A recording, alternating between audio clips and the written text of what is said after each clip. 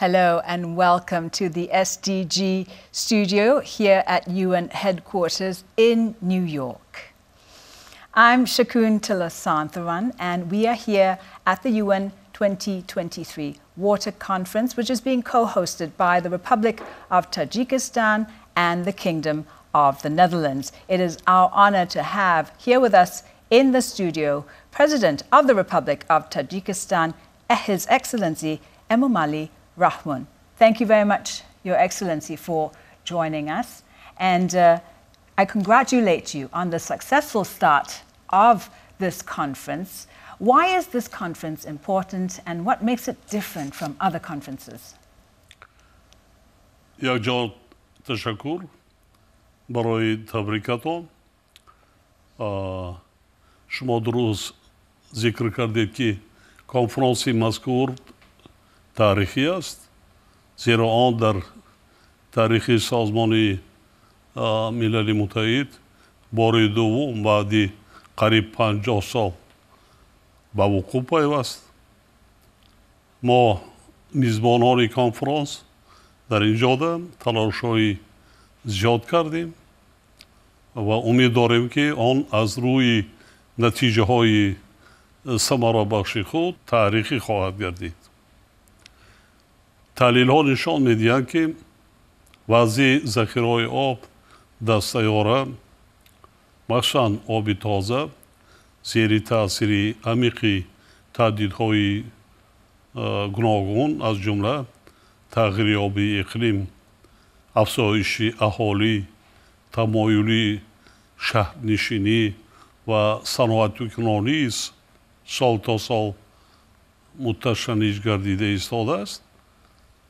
برای نایش‌یابی به هدف‌های رشد استوار از جمله هدف ششم و دیگر هدف‌های هماهنگ شده بین المللی مربوط به آب ما را ضرور است که تلاش و عمل‌های خود را در این سمت افزایش دهیم.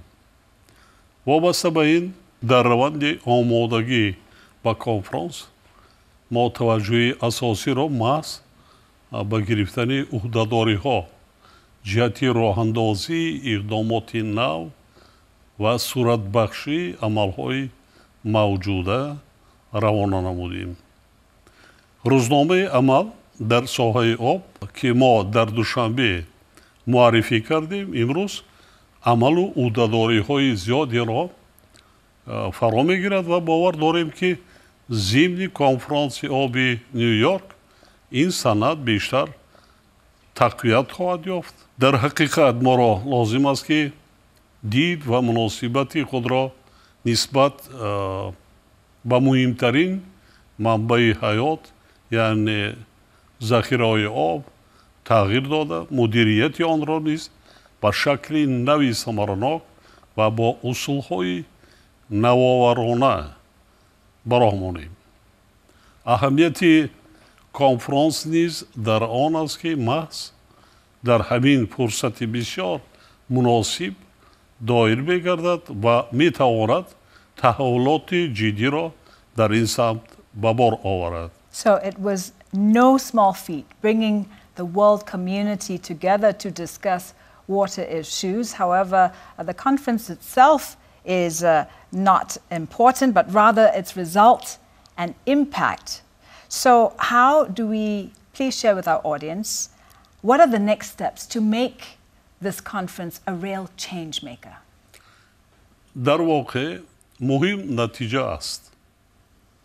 نتیجه‌ای که خصوصاً با کشورهای آسیب پذیر در حل مشکلات آب مساعدت نماید. باعث قناعتمندی است که شماره زیادی عهده‌داری‌های اختیاری علاقه به روزنامه عمل در ساحه آب وارد گردیده است. ما باید مکانیزم ثمرناک پیگیری تطبیق این عهده‌داری‌ها را برآوریم. از نگاه ما در این روند باید از همه امکانیت‌های موجوده استفاده شود.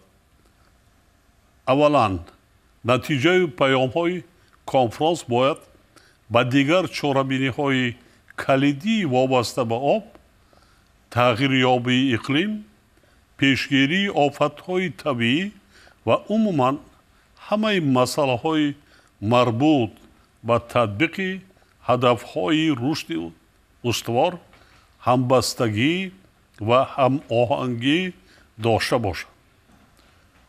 дуввум, мавқеи мавзӯи об дар рӯзномаи созмони милали муттаҳид ва дигар созмонҳои байналмилалию минтақавӣ бояд тақвият дода шаванд. ҳамчунин ба мақсади назорати пайвастаи раванди татбиқи ӯҳдадориҳо аз ҷумла рӯзномаи амали об зарур аст ки конфронсҳо ва дигар ҳамоишҳои созмони милали муттаҳид минбаъд мунтазам сурат гиранд.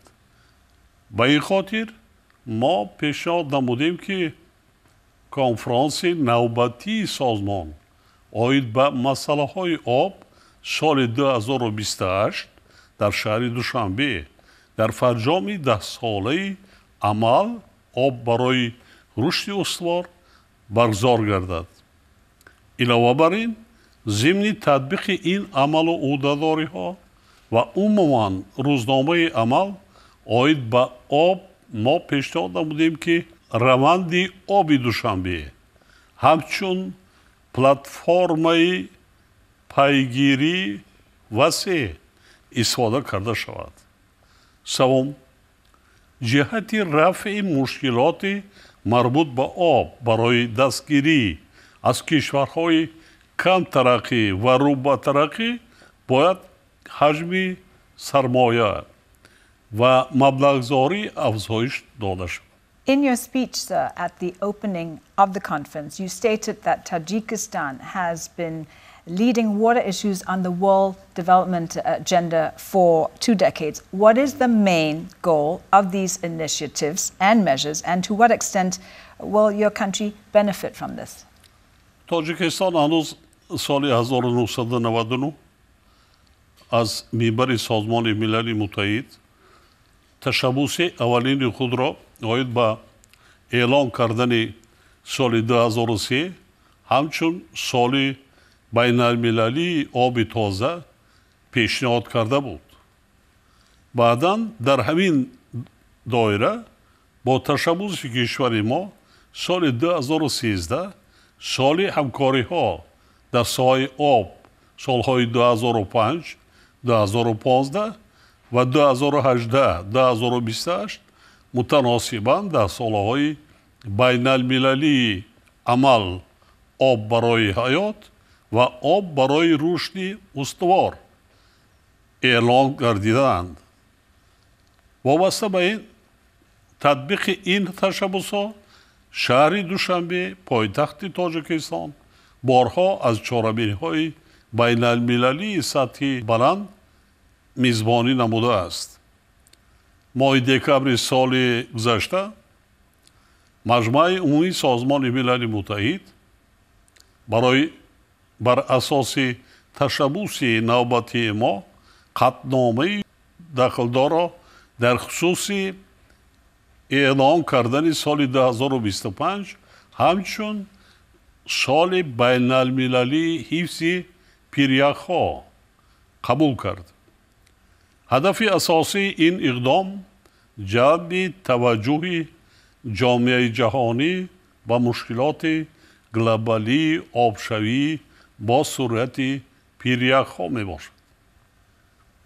фарогир гардидани ҳадафу вазифаҳои вобаста ба об зимни ҳадафҳои рушди устувор дар баробари ҳадафҳои рушди ҳазорсола ва ҷой ёфтани масъалаҳои об дар рӯзномаи мавзӯъҳои иқлим, гуногунии биологӣ, озуқа, энергетика ва дигар бахшҳо натиҷаи ҳамин талошҳо ва чораҳои андешидашуда мебошад. Тоҷикистон ба сифати кишвари манбаи обҳои минтақавӣ ҳамзамон ҷонибдори истифодаи صرفه‌کارانه و عاقلانه آب در منطقه و بیرون از آن است. بنابراین از جانب جامعه جهانی دستگیری یافتن همه تشبس‌های ما و به حیث یکی از کشورهای پیشصف در بررسی مسائل گلوبالی آب اعتراف شدن تاجیکستان این خود دستاورد بزرگ است. ما چنین می‌شماریم که با این ابتکارات برای صرفه‌کارانه و عادلانه استفاده بردن ذخیره‌های آب در سطح گلوبالی سهمگذار شدیم. ما با مقصد بلند برداشتن معرفتناکی جامعه دایر به استفاده آب در سطح‌های ملی نیز با پیشروی‌های نظررس نائل گردیدیم. You mentioned the International Year of Glaciers Preservation, a very important topic. From your point of view, how can this initiative help promote the preservation of glaciers? پیریخ‌ها ذخیره اساسی آب‌های تازه در سیاره ما هستند. متاسفانه مقدار آنها زیر تأثیر تغییریابی اقلیم سال تا سال کم شده ایستاده است. در سخنرانی خود دایر بر همین موضوعها صحبت داشتم. در چند ده سال آخر در تاجیکستان زیاده از 1000 پیریخ پوره از بین رفتند. آبشوی با سرعت پیریخ‌ها در دیگر قطعه‌های عالم از جمله در ارکتیکا و انتارکتیدا نیز به مشاهده می‌رسد. از طرف دیگر شماره اهالی سال تا سال زیاد شده طلبات به آب نیز با سرعت می‌افزاید. با در نظر داشته این حالت نشان دهنده تامین آب به سر هر نفری اهالی نیز سال به سال کمتر می‌گردد. در 15 سال آخر این نشان دهنده علاقه 2.5 برابر کاهش یافته است و تمایل مذکور حال هم ادامه دارد.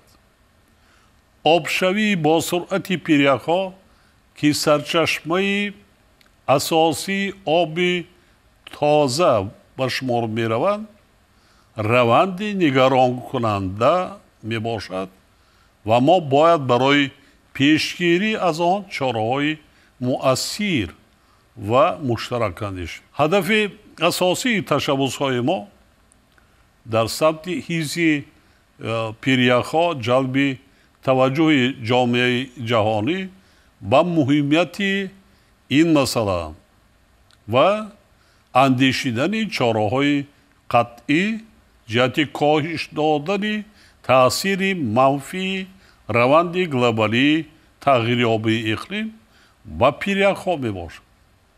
اعلان روز جهانی حفظ پیریخ‌ها، تأسیس فاند مخصوص و برگزار کردن کنفرانس بین المللی آید به این مسئله در شهر دوشنبه در سال 2025 از جمله وسیله‌های مهم جهت رسیدن به این هدف‌ها میباشد و شما را نیز دعوت میکنیم در وقتی گذراندن کنفرانس و اشتراک در این کنفرانس. Thank you very much, Your Excellency. If we could return to the goals and outcomes of this conference. As hosts, the Republic of Tajikistan and the Kingdom of the Netherlands have put in a lot of effort to ensure its success. What has your country learned from this process? البته این باعث افتخار است که جامعه جهانی با ما اجرای این نقش مهم را واگذار کرده است. از طرف دیگر این مسئولیت بزرگ است که ما آن را با خوبی درک کرده ایم. همین است که ما یک جایه با پادشاهی نیدرلند، نهادهای سازمان ملل متحد و دیگر شریکان تلاش نمودیم تا این کنفرانس واقعا هم موفق و از لحاظ نتیجه هایش تاریخی گردد. تجربه اساسی که در این روند ما گرفتیم طرز درست و هدفمندانه بررسی موضوع آب که در نهایت با تشبوس تاجیکستان و نیدرلند همه کشورهای جهان را در یک مکالمه سازنده با هم آورد.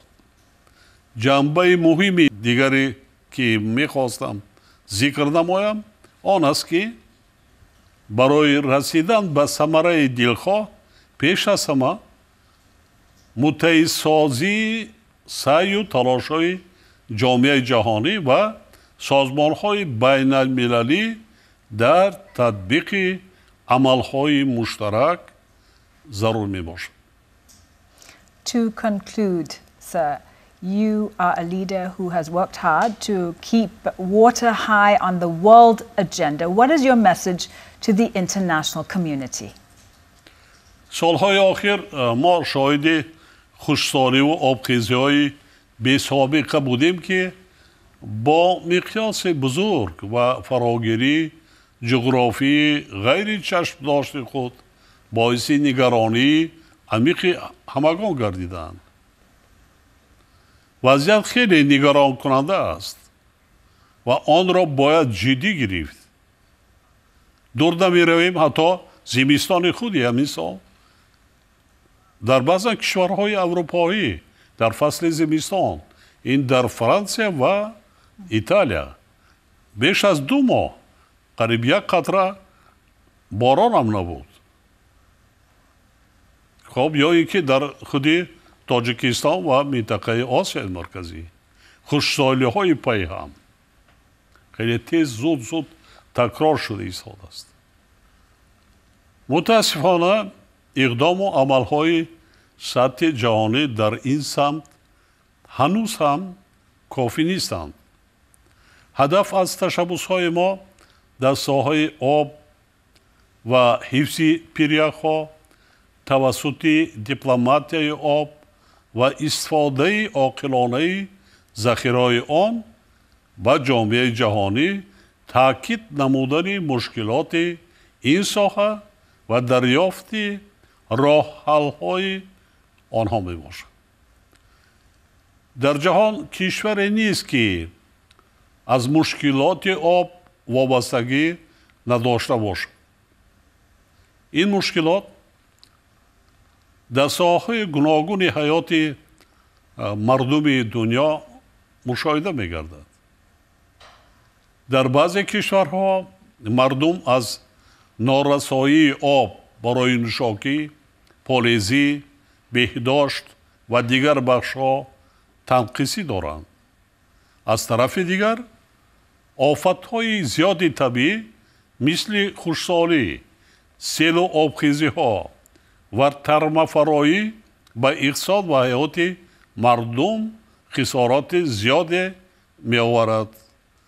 برای همین من فکر می‌کنم که در همه این مسئله ها هم در سطح ملی و هم منطقوی و گلوبالی باید مکانیزم های با اعتماد موثر برای تأمین آب و مدیریت ثمرناک مسئله های مربوط به آب تهیه و راه اندازی کرده شوند. چون که در صورت نادیده گرفتن مشکلات جای داشته رسیدن به هدفهای رشد استوار در همه کشورها غیر امکان می‌گردد. کوشش‌های ما در ساحه آب ثابت نمودند که آب می‌تواند به صفت عامل پیوندگر در مناسبت‌های دولت‌ها نقش مؤثر بازد. در ضمن تاجیکستان آمادگی خود را جهت تبادل تجربه در این ساحه اندوخته‌اش با همه شریکان اظهار می‌نماید. در این زمینه کنفرانس مذکور فرصتی مناسب فراهم آورده است. اطمینان کامل دارم که جامعه جهانی از این فرصت و امکانیت درست استفاده خواهد کرد. خب تشکر زیاد. آنچه که گفتم ما شما را دعوت میکنیم که بیشتر به تاجیکستان سفر کنید. این علاقه پنجم تشبوس ما به شما رو میرود دایر به اعلان شدن حفظ پیریک‌ها در سال 2025. این به نهایت برای ما افتخار است. من فکر میکنم یکی از سرچشمه‌های آبی آشامیدنی در دنیا، آبی آشامیدنی با صفت، این پیریک‌ها به شمار میروند. سرچشمه اساسی. اگر ما این چیز رو ازای کنیم آینده گیم که هستی انسانیت زیر خطر میماند. من یک جا تشکر میگویم برای صحبتی امروزه. به شما سلامتی موفقیت آرزو می‌کنم. شما سفر کنید بینید چه امکانیت‌ها تاجیکستان دارد. خودی ما مشکل آب نداریم. برعکس ما از آب که در تاجیکستان ما گوییم که در آنچه که تشکل می‌یابد ما 5% را استفاده میکنیم. برای ما این بسنده است. چون که کشور ما کشور کوهستانی است. 93% کوه است. ما زمین نداریم برای بگید. دیگر آب را کشورهای منطقه استفاده میکنند. ذخیره‌های آبی آشامیدنی خیلی بزرگ داریم. تنها یک ذخیره آبی با صفت آشامیدنی به نام کولی سریس اهالی کلی منطقه آسیای مرکزی را تا ابد بسنده است. از چنین کوه‌ها در کشور ما غیر پیریک‌ها صدها است. ما برای همین هم نه برای منفعت تنها خود این تشبسات را پیشنهاد کرده ایستادیم، چون که همچون کشوری اگراری ما کشوری صنعتی حالا نیستیم.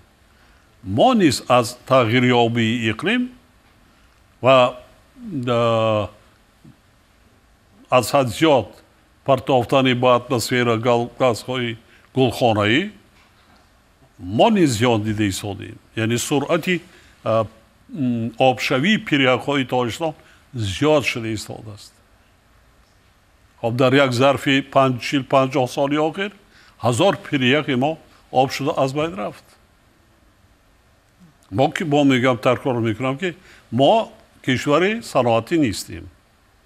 از لحاظ پرتاب گازهای کربن ما در دنیا یکی قریب که ما گازهای گلخانه‌ای نمیپرتابیم به هوا. یا که از لحاظ استحصال انرژی سبز در دنیا جای ششم. این باهای یکی بانک جهانی است. تاجیکستان در جای ششم قرار دارد. از این لحاظ امروز میبینیم که در دیگر گوشه کنار دنیا در این پرابلم علاقه به سطح بسیار گلوبالی مثل مثلا سالهای آخر زود زیانی آن را ما احساس کرده ایستادیم. ما نباید مثل 50 سال یا که در 50 سال یک مراتبه داری با این موضوع گلوبالی رقم یک آن چیزی که به آب این حیات انسان وابستگی حیات انسان و آب است.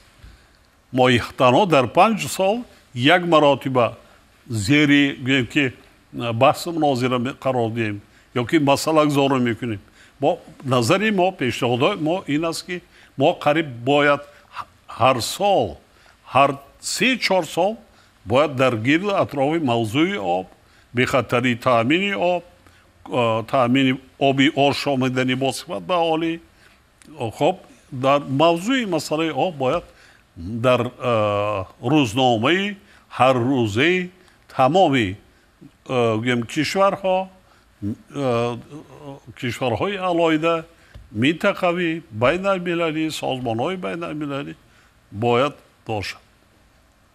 باید یک نهادی باشد در سازمان ملل و نظر ما این هم است که یکی از باید معاونان سازمان مرشد سازمان ملل متحد باید به واسطه وابسته به مسائل مربوط به آب تعیین کرده شود که تمام ساختار نیازهایی که زیر رهبری سازمان ملل کار و فعالیت میکنند نسبت به موضوع آب باید متعهد کرده شود که از خودی که راهبری مشخص نظارت و ثمراناکی فعالیت این ساختارها را باید تحت نظارت خود قرار دهد که اینا ثمراناک باید کار و فعالیت کنند. با شما سلامتی میخواهم. سلامت باشید. Thank you very much, Your Excellency. Good health to you as well. May the conference be very successful. Thank you once again. And thank you to our audience for joining us. Goodbye.